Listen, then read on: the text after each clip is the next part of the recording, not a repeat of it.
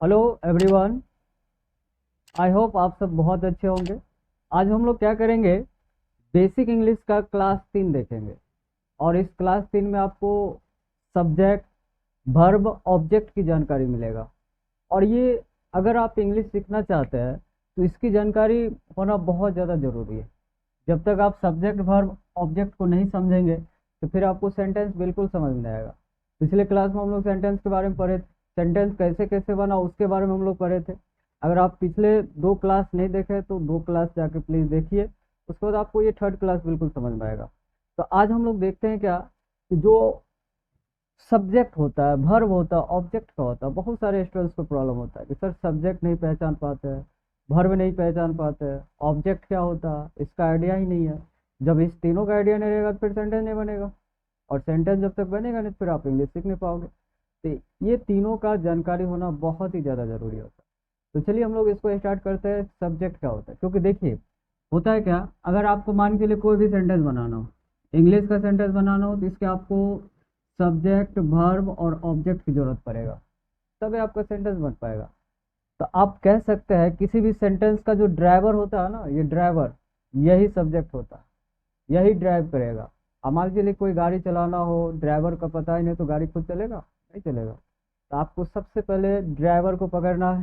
Driver means क्या? Driver means subject. अगर आपको सब्जेक्ट भेटा गया फिर इजली है, आप ड्राइवर के हिसाब से आप आगे बढ़ सकते हैं। देखिए यहाँ पे क्या है कि हम लोग सबसे पहले ड्राइवर को पकड़ेंगे, और ड्राइवर क्या होगा आपका, किसी भी सेंटेंस का ड्राइवर आपका सब्जेक्ट होता है। और उसके बाद आप, जब आप इसको पकड़ लेंगे तो उसके बाद आपका वर्ब होगा, देन आपका क्या होगा, ऑब्जेक्ट होगा। तो तीनों को आज हम लोग बारी बारी समझेंगे, और आज के बाद आपको सब्जेक्ट, वर्ब, ऑब्जेक्ट करने में कोई प्रॉब्लम नहीं होगा, आप आराम से सुन लोगे, वेरी इजी है। ठीक है, तो शुरू किया जाए। देखिए होता है क्या, हम लोग इसका डेफिनेशन रट लेते हैं फिर भी नहीं मिल पाता। इनके बारे में भी हम लोग डेफिनेशन रट लेते, पता ही नहीं चलता, इसके बारे में पता ही नहीं चलता। देखिए, आप सबसे पहले क्या करिएगा, मैन आपको सबसे पहले ये वर्ब पता करना पड़ेगा। अब जब वर्ब के बारे में जानकारी ले लिए तो आप इजीली समझ जाएंगे सब्जेक्ट का होता है, ऑब्जेक्ट का होता है। देखिए वर्ब का अगर आप हिंदी देखेंगे तो इसका मतलब होता है क्रिया। अब बहुतों को ये भी यही समझ नहीं आता कि क्रिया मतलब क्या।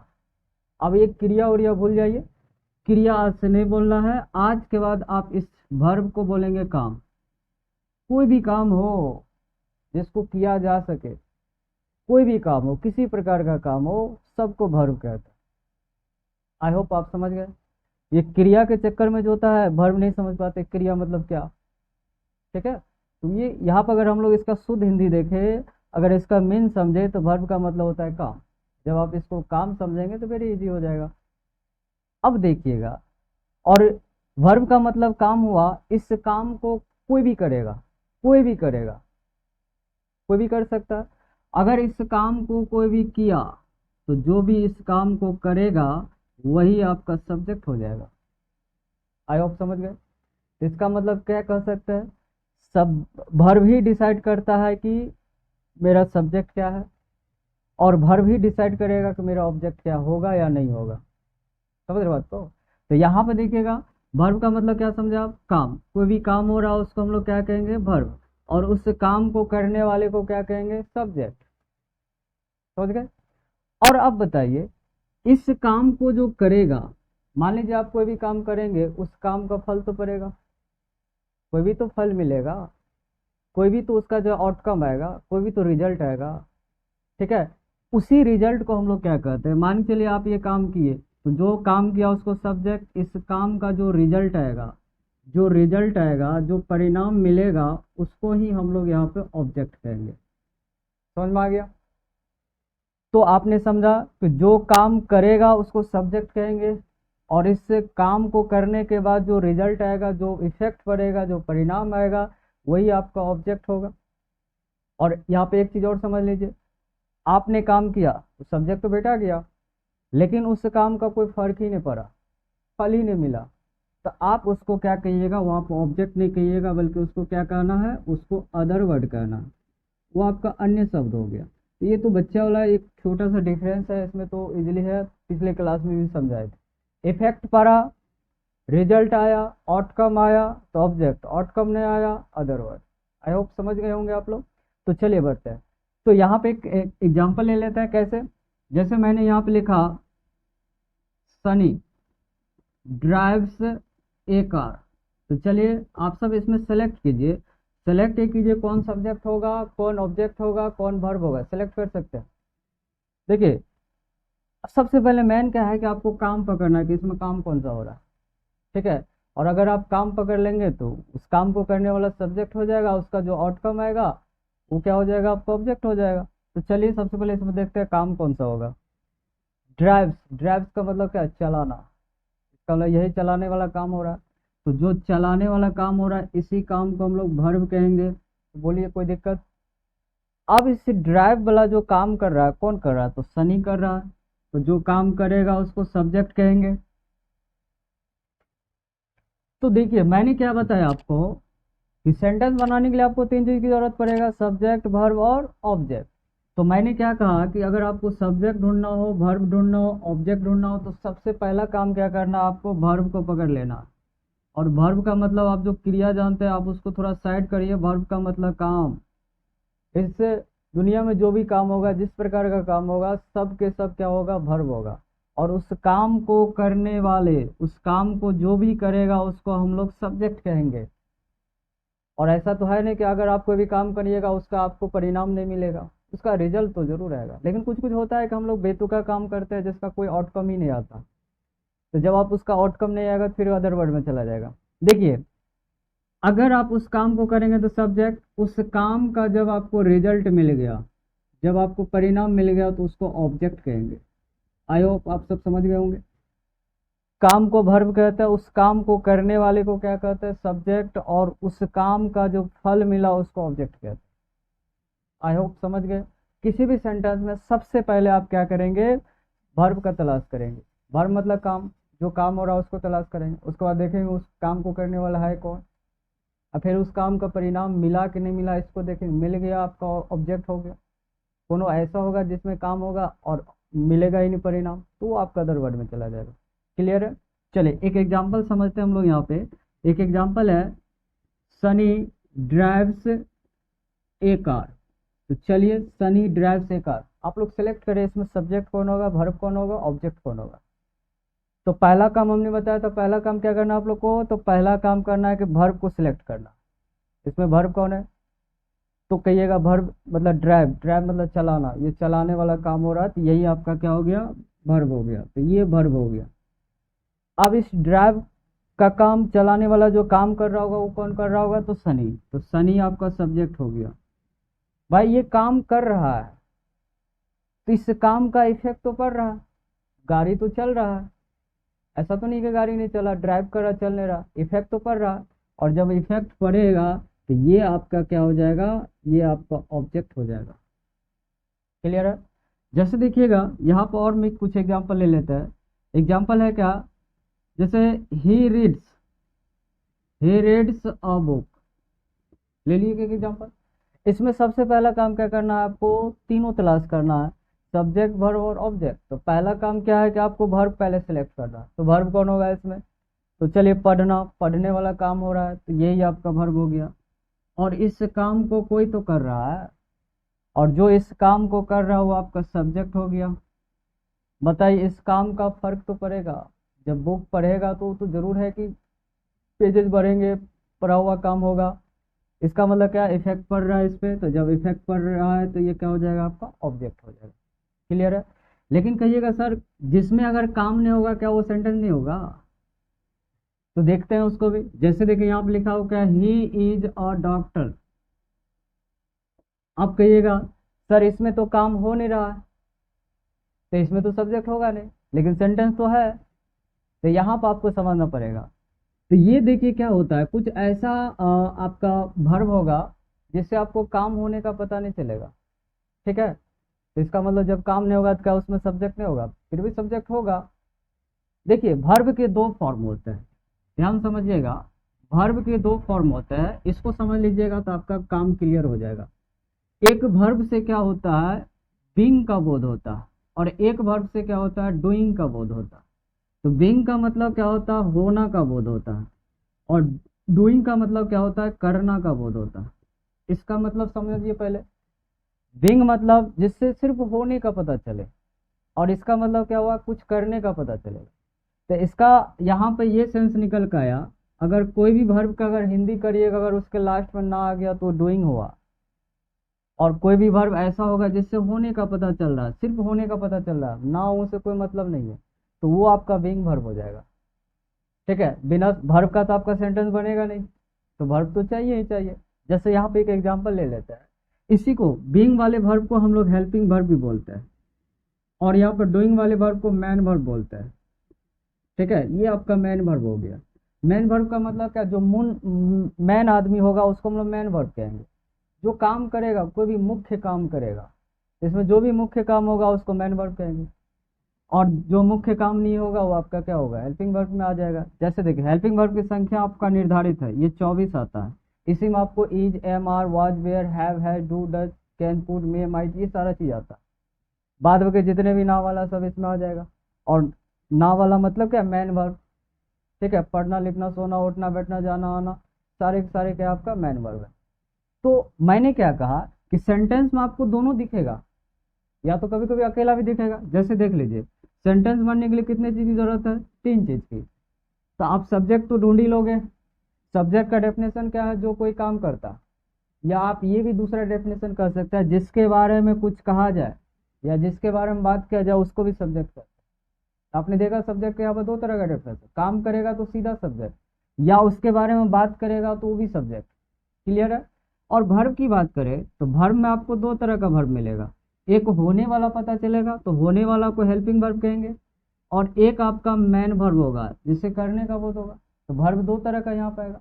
कभी कभी क्या होता है, यही रहेगा, ई गायब रहेगा, और कभी कभी क्या होगा, ई रहेगा, ई गायब रहेगा, या कभी ऐसा होगा कि दोनों रहेगा, तो वहां पर कंफ्यूजन हो जाता है ना। तो चलिए हम लोग इसको देखते हैं। जैसे देखिए यहाँ पे क्या है, अब आपको देखते हैं क्या सब्जेक्ट है इसमें। तो वर्ब से पहले जो होगा वो सब्जेक्ट होगा। देखिए यहाँ पे हमने क्या कहा, is, am, are, was, were, have, has, do, does, can, could, may, might, सबके सब क्या है आपका, ये वर्ब है, हेल्पिंग वर्ब। और ना वाला जितना आएगा, पढ़ना, लिखना, सोना, उठना, बैठना, जाना, आना, रोना, धोना, सब क्या हो जाएगा आपका, मैन वर्ब हो जाएगा। मैंने क्या कहा कि कभी आपको जो है ये अकेला भी नजर आएगा, या ये भी अकेला नजर आएगा, या कभी कभी दोनों संग ही नजर आएगा। ठीक है, और ओकरा चेक कर लेंगे, अगर उससे पहले कुछ आ रहा है तो वो आपका सब्जेक्ट हो जाएगा। जैसे देखिए यहाँ पे सेंटेंस तो है, अब ये बताइए ये मैन वर्ब है या हेल्पिंग वर्ब है। तो ये यहाँ पर आपका क्या हो जाएगा, हेल्पिंग वर्ब। इससे इज, मैंने अभी जस्ट बताया, is, am, are, was, were, सब के सब आपका क्या है, हेल्पिंग वर्ब है। तो ये यहाँ पे हेल्पिंग वर्ब हो गया, और वर्ब से पहले जो भी होगा आपका सब्जेक्ट हो जाएगा। ठीक है, उसके बाद कहिएगा सर हेल्पिंग वर्ब जब होगा तो क्या इसका इफेक्ट तो पड़ेगा नहीं, क्या कि मैन वर्ब का ही इफेक्ट पड़ेगा। ठीक है, या नहीं भी पड़ सकता। लेकिन यहाँ पे जब एक्जुलरी वर्ब या इसी को हेल्पिंग वर्ब बोलते हैं, जब ये आ जाएगा तो इसका इफेक्ट नहीं पड़ेगा। तो जब इफेक्ट नहीं पड़ेगा तो आप इसको ऑब्जेक्ट नहीं बल्कि अदर वर्ड कहिएगा। जैसे देखिए मैंने क्या कहा कि कभी आपको अकेला नजर आएगा या ये भी अकेला नजर आएगा, दोनों संगे नजर आएगा। दोनों तरह के एग्जाम्पल को समझते हैं। देखिएगा यहाँ पे, जैसे देखिए, he is reading a book, he is reading a book, इसको समझते हैं। अब सबसे पहले वर्ब डिसाइड कर लीजिए। रीडिंग का मतलब क्या होता है, पढ़ना। तो पढ़ना बताइए मैन हुआ कि हेल्पिंग हुआ। तो ना वाला है, करने का बोध हो रहा है, तो ये आपका क्या हो जाएगा, मैन हो जाएगा। ठीक। और मैंने क्या कहा कि ये क्या है, तब तो ये आपका हेल्पिंग वर्ब हो जाएगा। ये भी तो हेल्पिंग है।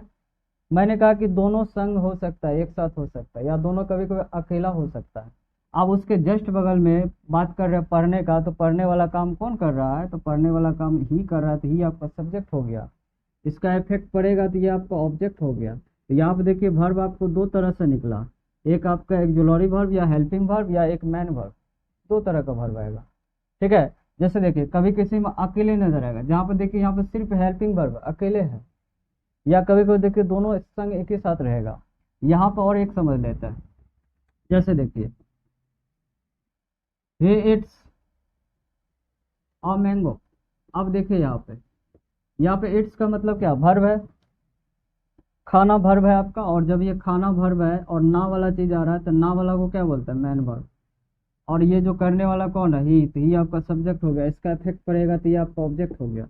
तो मैंने क्या कहा कि ये कभी कभी आपको अकेले नजर आएगा, या दोनों साथ नजर आएगा, या ये खाली अकेले नजर आएगा। तो ये वर्ब का रहा, इसमें बहुत ज़्यादा कन्फ्यूजन होता है। ठीक है, तो अभी मैं आपको एक सेंटेंस देता हूँ, इसको आप सेलेक्ट करेंगे क्या है कैसे। जैसे देखिए लिखा हो क्या है, I will teach you, I will teach you, इसमें सेलेक्ट करिए क्या है। सबसे पहले मैन वर्ब सेलेक्ट करेंगे, इसमें मैन वर्ब कौन होगा। तो मैन वर्ब की अगर हम लोग बात करें पढ़ाना, तो ये आपका मैन वर्ब हो गया। अब ये पढ़ाने वाला जो काम कर रहा है वो आपका सब्जेक्ट हो गया। अब किसको पढ़ाया जा रहा है, इफेक्ट तो पड़ेगा, तो ये आपका यू ऑब्जेक्ट हो गया। अब कहेगा सर ये क्या, तो ये आपका एक्जुलरी वर्ब या हेल्पिंग वर्ब हो गया। तो देखे आपने यहाँ पर दोनों एक साथ आ जाएगा।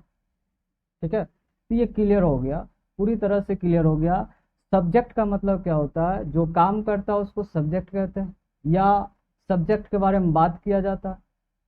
वर्ब क्या होता है, दुनिया के जितने भी काम हो जिससे होने या करने का पता चले उसको वर्ब कहते हैं। ऑब्जेक्ट क्या होता है, कोई भी आपका टारगेट हो, जो आपका लक्ष्य हो, या जिसपे काम का फल पड़े, वो आपका क्या होता है, ऑब्जेक्ट होता है। मैंने एग्जाम्पल के द्वारा आप लोग को समझा दिया, आई होप आप सबको समझ में आ गया होगा। एक जाते जाते आप लोग को सेंटेंस देता हूँ, इसमें आप लोग सेलेक्ट कर लेंगे क्या है कैसे। ठीक है, जैसे देखिए अगर हम लोग बात करें यहाँ पे कोई भी एग्जाम्पल ले लेते हैं। You are playing, you are playing cricket. चलिए सब्जेक्ट सेलेक्ट कीजिए, वर्ब सेलेक्ट कीजिए, ऑब्जेक्ट सेलेक्ट कीजिए। तो बताइए सबसे पहले मैन वर्ब को पकड़ेंगे। मैन वर्ब कौन होगा, खेलना, प्लेइंग मतलब खेलना। तो ये यहाँ पे क्या हो गया, आपका मैन वर्ब हो गया। और उसके जस्ट बगल में आपको अगर ये कुछ नाम वगैरह सब नहीं है या कुछ अलग नजर आ, मैंने अभी जस्ट बताया is am are was were, ये आपका क्या हो जाएगा, हेल्पिंग वर्ब हो गया। और उस खेलने वाले काम कौन कर रहा है, ये आपका सब्जेक्ट हो गया, और ये आपका ऑब्जेक्ट हो गया। आई होप आप सब समझ गए। एक और एग्जांपल लेते हैं, जैसे देखिए बात करेंगे हम लोग हिंदी में, कि हिंदी में कैसे सेलेक्ट कर पाए, इंग्लिश में तो कर लिए। जैसे मैं यहाँ पे एक एग्जांपल हिंदी में लिख देता हूँ, राम की गाय इस गांव में